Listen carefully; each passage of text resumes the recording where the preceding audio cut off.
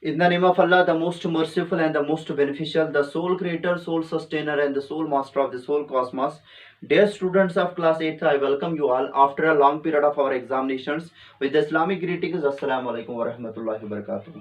Dear students, before starting the video lectures of T2 syllabus, it will be better for us to know about the different chapters that are in our T2 syllabus and what strategy we are going to adopt in order to accomplish our T2 syllabus within stipulated period of time. In fact, the name of the chapters that are in your T2 syllabus in the sequential order are as follows. पहला जो हमारे पास में chapter आता है T2 syllabus में, that is mensuration, उसके बाद में एक्सपोनेंट्स एंड पावर्स, उसके बाद में डायरेक्ट एंड इनवर्स प्रोपोर्शन और उसके बाद में इंट्रोडक्शन टू ग्राफ्स। अब इन सभी चैप्टर्स जो 4 चैप्टर्स है बेटा, ये हमारा फ्रेम आउट करते हैं किसका, T2 सिलेबस का। तो इसको हमने इन सारे चैप्टर्स को हमने पढ़ना है, लेकिन इन चैप्टर्स को मैं यहाँ पे रैंकिंग दे दूंगा इन terms of the degree of importance, यानी कि जो जो चैप्टर्स आपको अगले आने वाले सालों में दिखने वाले हैं वो हमारे लिए मोस्ट इंपॉर्टेंट रहेंगे, ठीक है, इसलिए उनको हम पहले डील करेंगे। और जो चैप्टर्स आपको नहीं दिखने वाले हैं अगले आने वाले सालों में, तो उनको हम बोल सकते हैं लिस्ट इंपॉर्टेंट है, तो उस तरीके से उन चैप्टर्स को हम लास्ट में डील करने वाले हैं, उनके बारे में चर्चा हम लास्ट में करेंगे। जो सबसे मोस्ट इंपॉर्टेंट चैप्टर है मेरे हिसाब से इन 4 के 4 चैप्टर्स में से, दैट इज मेंसुरेशन, बिकॉज ये चैप्टर आपको डिफरेंट फॉर्मेट में मिलने वाला है, क्लास 10th में भी और क्लास 9th में भी। क्लास 9th में ये चैप्टर आता है in the form of surface areas and volumes, और क्लास 10th में ये चैप्टर आता है in the form of surface areas and volumes of combination of solids. इसलिए क्लास 10th में इस चैप्टर की जो areas of combination of solids है ना बेटा, कॉम्बिनेशन ऑफ सॉल्ट्स है, दैट हैज अ ठीक ठाक वेटेज, यानी कि उसकी ठीक ठाक वेटेज भी वहां पे, यानी कि मार्क्स उसके ठीक ठाक है, लंबा चौड़ा चैप्टर है। क्लास 9th में भी ये चैप्टर बहुत ही लंबा चौड़ा है, इसलिए बहुत ही इंपॉर्टेंट बन सकता है आपके लिए, बिकॉज ये जो चैप्टर होगा बेटा, अगर आपने इसको समझ लिया अच्छे से क्लास 8th और क्लास 9th में, क्लास 10th में जो इसके रिगार्डिंग में चैप्टर है, ठीक है, वो आप खुद कर सकते हो, आपको किसी काउंसलिंग की जरूरत नहीं पड़ेगी, इसलिए बहुत ही इंपॉर्टेंट रहने वाले हैं। और उसके बाद में है एक्सपोनेंट्स एंड पावर्स। एक्सपोनेंट्स और पावर्स ये चैप्टर आपने क्लास 6th में देखा होगा, क्लास 7th में देखा होगा, और यहाँ पे हमें पढ़ना है ये क्लास 8th में भी हमारे पास में एक चैप्टर बन रहा है, ठीक है। लेकिन ये चैप्टर आपको एज ए सेपरेट चैप्टर अगले कहीं किसी भी साल में नहीं दिखने वाला है, ना ही क्लास 9th में, ना ही 10th में, ना ही 11th 12th में, आगे आने वाली क्लास में एज ए सेपरेट चैप्टर आपको नहीं दिखने वाला है। लेकिन इसकी बुनियाद पे कुछ इंपॉर्टेंट चीजें आपको देखने को मिलेगी, जिनको बोला जाता है functions, exponential function, logarithmic function, जो जैसे ये एक्सपोनेंट्स और पावर्स हमें यहाँ पे सीखना है। एक्सपोनेंट्स और पावर्स में एक्सपोनेंशियल नंबर, और इसके ऊपर ही बुनियाद रखते हैं एक्सपोनेंशियल फंक्शंस, लॉगरिथमिक फंक्शंस, इसलिए उस लिहाज से थोड़ा सा इंपॉर्टेंट है। और उसके बाद में हमारे पास में डायरेक्ट एंड इनवर्स प्रोपोर्शंस, ये चैप्टर भी ठीक ठाक है, बिकॉज अगर आपने ये चैप्टर सही से समझ लिया तो आपको बहुत सारे कंसेप्ट जो फिजिक्स के रिलेटेड में है वो क्लियर हो जाएंगे। और उसके बाद में इंट्रोडक्शन टू ग्राफ्स, यहाँ पे हम 2 डायमेंशनल फिगर में या कार्टेशियन कोऑर्डिनेट सिस्टम में हम बोल सकते हैं कि कैसे किसी भी ज्योमेट्रिकल फिगर का ग्राफ डाला जाता है, ठीक है, वो चीज हम यहाँ पे समझने वाले हैं। और ये चैप्टर आपको थोड़ा सा देखने को मिलेगा in terms of coordinate geometry in chapter in class 9th as well as in class 10th। तो ये तो था खुलासा इन सभी चैप्टर्स के बारे में। और यहाँ पे हम पहला चैप्टर जो होगा जिसके साथ हम डील करने वाले हैं, जिसके बारे में हम चर्चा करने वाले हैं, ठीक है, दैट इज मेंसुरेशन। जाहिर सी बात है, जब भी हमारे पास में कोई नया चैप्टर आता है तो हमारी पहली चीज यही रहती है कि हम उस चैप्टर के नाम को समझें, वो चैप्टर असल में किस बारे में है। और यहाँ पे भी हम वही कोशिश करेंगे कि मेंसुरेशन से हमारा मतलब क्या। It is the branch of mathematics that studies the measurement of geometrical figures and their parameters, length, area, surface area, curved surface area, lateral surface area, total surface area and volume, ठीक है बेटा। यानी कि mensuration एक ऐसा branch of mathematics है जिसमें हम मेजरमेंट लगाते हैं, किनका, ज्योमेट्रिकल फिगर्स का मेजरमेंट लगाते हैं। अच्छा, ज्योमेट्रिकल फिगर्स का अगर मेजरमेंट लगाना है इन टर्म्स ऑफ व्हाट लगाते हैं, इन terms of it is parameters. और वो जो वहां पे पैरामीटर्स है ना बेटा, किसके, ज्योमेट्रिकल फिगर्स के, उनमें कौन कौन सा पैरामीटर आता है। जैसे कि हम ज्योमेट्रिकल फिगर की लेंथ को यहाँ पे नाप सकते हैं मेंसुरेशन के चैप्टर में, एरिया हम ज्योमेट्रिकल फिगर का नाप सकते हैं, सरफेस एरिया जिसमें curved surface area, literal surface area, total surface area geometrical figure का, ये पैरामीटर हम कैलकुलेट करेंगे। और वॉल्यूम भी कैलकुलेट करने वाले हैं हम ज्योमेट्रिकल फिगर्स के बारे में, ठीक है।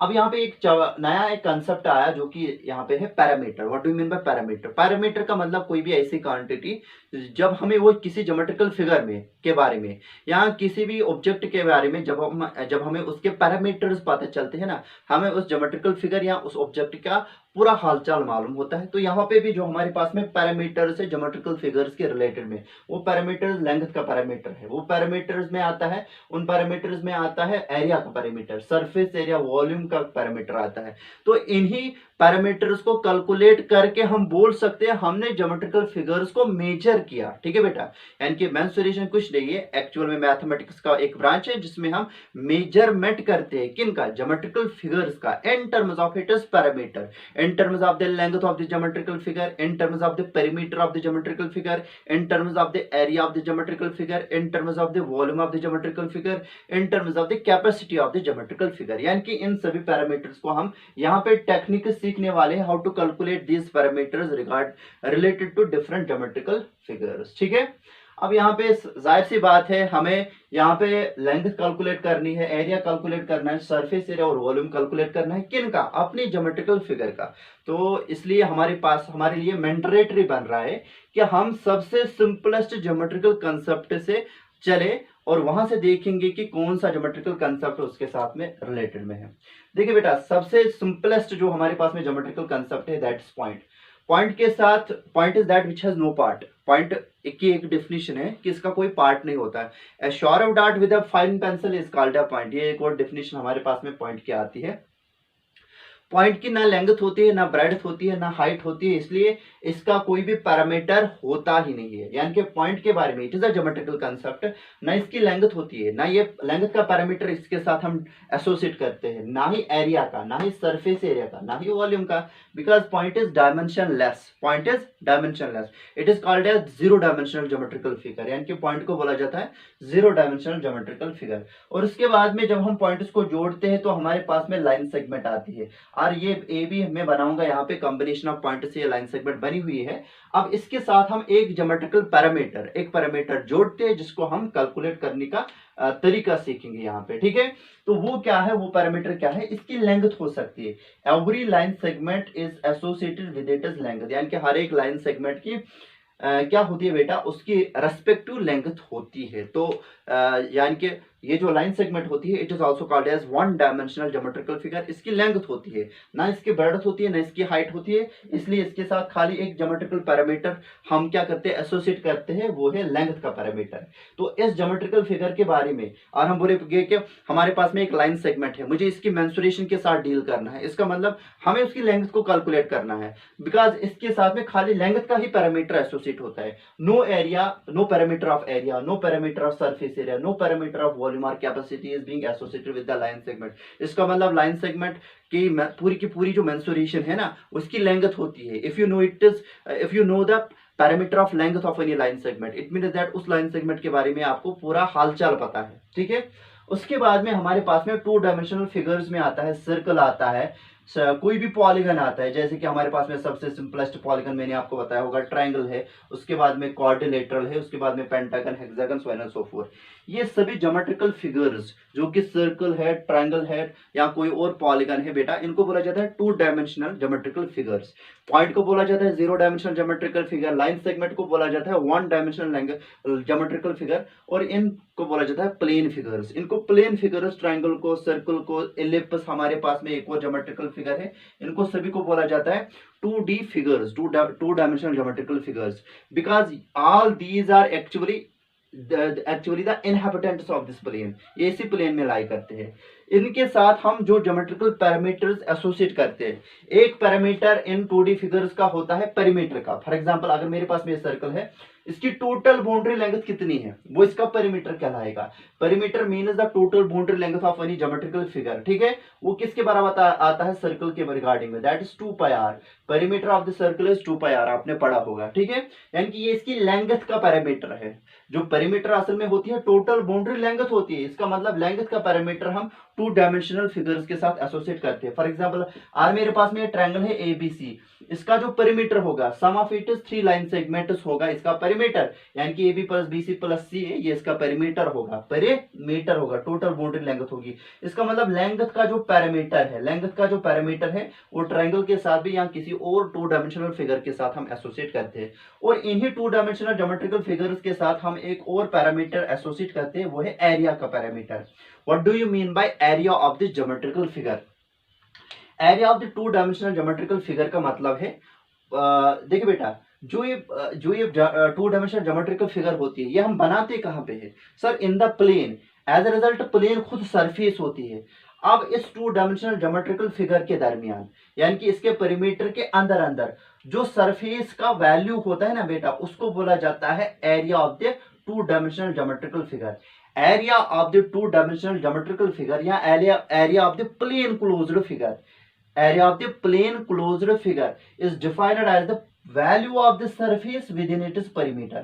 यानी कि जो भी हमारे पास में टू डायमेंशनल ज्योमेट्रिकल फिगर है जो क्लोज्ड होगी, जो क्लोज्ड होगी, उसके पेरीमीटर के अंदर अंदर सरफेस का वैल्यू क्या है, उसको उस ज्योमेट्रिकल फिगर का एरिया बोला जाता है। फॉर एग्जांपल अगर हमारे पास में ये ज्योमेट्रिकल फिगर है क्वाड्रिलेटरल, इस क्वाड्रिलेटर के पेरीमीटर के अंदर अंदर जो सरफेस का वैल्यू होगा उसको बोला जाएगा इस क्वाड्रिलेटर का एरिया। ठीक है बेटा, चलिए यहाँ पे हम ये दो डेफिनेशन लिखेंगे, यानी कि what do you mean bye perimeter of the geometrical figure and what do you mean by the area of the geometrical figure. आप लिखिए बेटा, perimeter,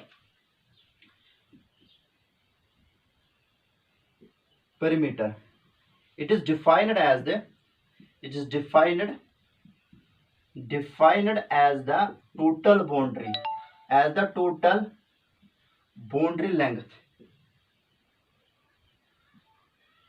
length of the two dimensional of the plane closed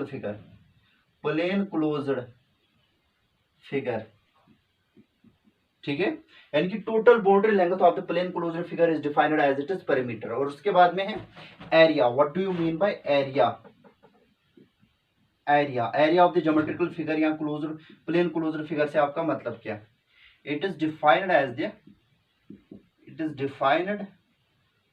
as the value of the surface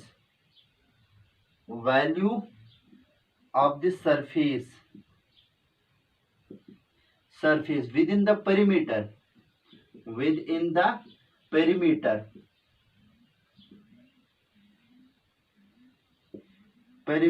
of a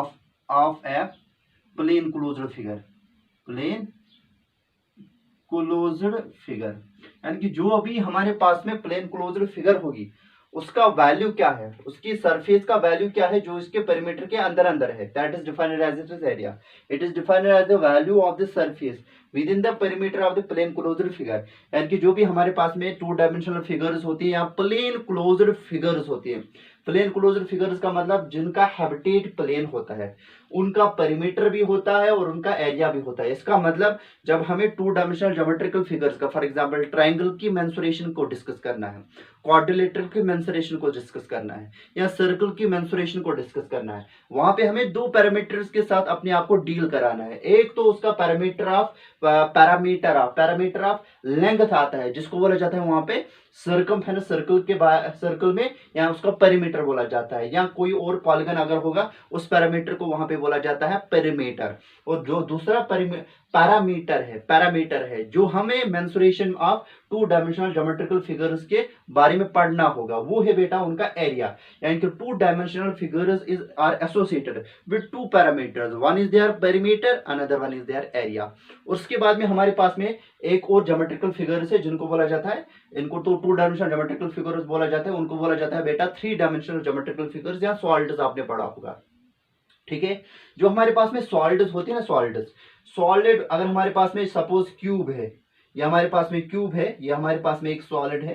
ठीक है, इसके regarding में हम दो geometrical parameters associate करते हैं। एक तो इनका होता है सॉलिड्स का सरफेस एरिया। क्या होता है बेटा? Surface area. और दूसरा होता है इनका वॉल्यूम। क्या होता है? वॉल्यूम। यानी कि जो हमारे पास में थ्री डायमेंशन ज्योमेट्रिकल फिगर्स होते हैं, इनके रिलेटेड में भी हम अगर इनकी मेंसुरेशन को डिस्कस करना होगा हमें, हम इनके साथ रिलेट करते हैं, को एसोसिएट करते हैं दो पैरामीटर्स। एक तो है parameter of area, surface area, और दूसरा है उनका पैरामीटर ऑफ वॉल्यूम। तो ये चीजें हम यहाँ पे डिस्कस करने वाले हैं मेंसुरेशन में। तो हमने आपको बताया पॉइंट का कोई ज्योमेट्रिकल पैरामीटर नहीं होता है, लाइन सेगमेंट का एक ज्योमेट्रिकल पैरामीटर होता है, दैट इज लेंथ। और जो हमारे पास में टू डायमेंशनल ज्योमेट्रिकल फिगर्स होती है, जिनको प्लेन क्लोज्ड फिगर्स भी बोला जाता है, उनके साथ में हम दो पैरामीटर्स रिलेट करते हैं। तो इनका पेरीमीटर है, जिसको बोला जाता है total boundary length of that very plain closed figure, यहाँ ज्योमेट्रिकल फिगर। और दूसरा जो पैरामीटर है जो हम अपने टू डायमेंशन ज्योमेट्रिकल फिगर्स के साथ रिलेट करते हैं,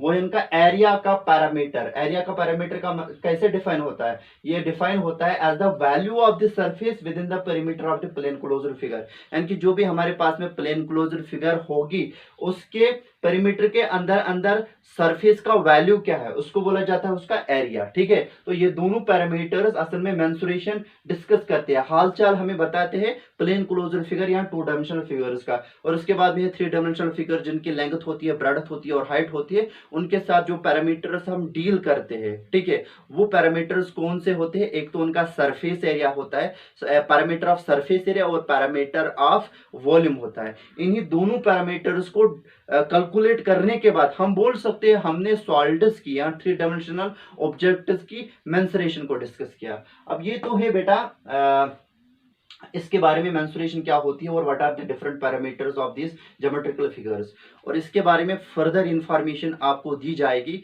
हमने ऑलरेडी से क्लास 6 को कुछ वीडियो लेक्चर्स अपलोड कराए थे, वहां पे उनका एक चैप्टर था जिसका नाम था सॉलिड्स। ठीक है, उस सॉलिड्स के ऊपर हमने तीन वीडियो लेक्चर्स उनको दिए थे, बहुत सारे वीडियो लेक्चर्स उनको दिए थे, लेकिन 3 वीडियो लेक्चर्स ऐसे हो गए जो कि इस कंसेप्ट यानी कि मेंसुरेशन के कंसेप्ट के रिलेटेड में बहुत ही इंपॉर्टेंट होगी, और वो भी हम आपको शेयर कराएंगे आपके लिंक्स के ऊपर, आपके व्हाट्सएप के ऊपर। तो आपको बेटा सजेस्ट किया जाता है वो वीडियो लेक्चर्स भी आप जरूर देखोगे, क्योंकि वो जो कंसेप्ट हमने उन वीडियो लेक्चर्स में डिस्कस किए हैं, वो हम आपके लिए उनके लिए सेपरेट क्लासेस नहीं होगी। इसलिए वो जो क्लास 6 के कुछ वीडियो लेक्चर्स मैंने बना के रखे क्लास 6 के लिए, वो मैं आपके ग्रुप में भी शेयर करूंगा, उनको भी आप बेटा जरूर देखिएगा। और नेक्स्ट वाले वीडियो लेक्चर में हम अपने एक्सरसाइज के रिलेटेड में जितना भी हमने कंसेप्ट पढ़ने होंगे उनके साथ हम डील करेंगे। हाल फिलहाल के लिए खुदा हाफिज।